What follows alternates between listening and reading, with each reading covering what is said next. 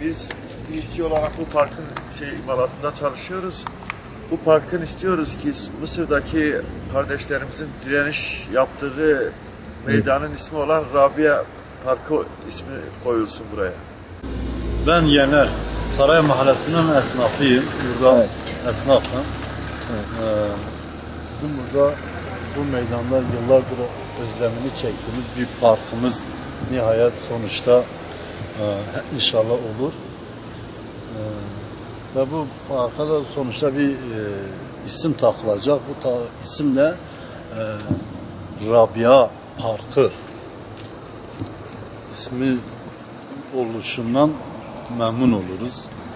Yani Mısır kardeşlerimize, Mısır'daki Müslümanlara en azından bir hatırlatma, yani Rabia onlara bir destek amaçlı.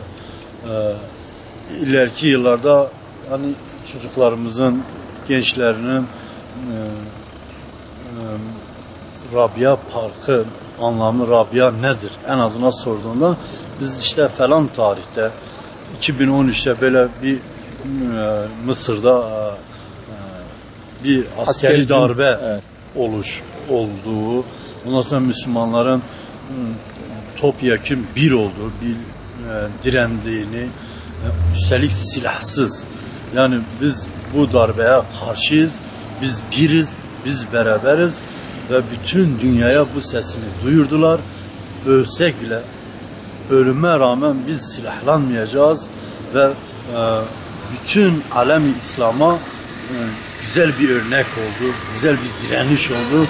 Yani belki diğer ülkelerdeki Müslümanların uyanışına sebebiyet verdi. Abdülsamet Bayram, Saray Mahallesi esnafıyım, vatandaşıyım burada.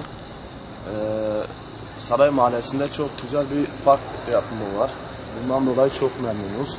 Uzun zamandır istediğimiz bir şeydi. Ve bu parkın ismi konusunda bizim belediyemizden bir isteğimiz var.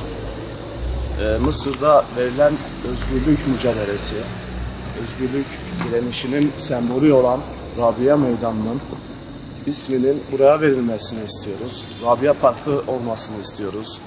Bunun böyle yaşatılmasını istiyoruz mahallemizde. Yani onların oradaki vermiş olduğu mücadelenin bizim burada yeni nesillerimiz de unutmamasını, yani burada hayat bulmasını istiyoruz.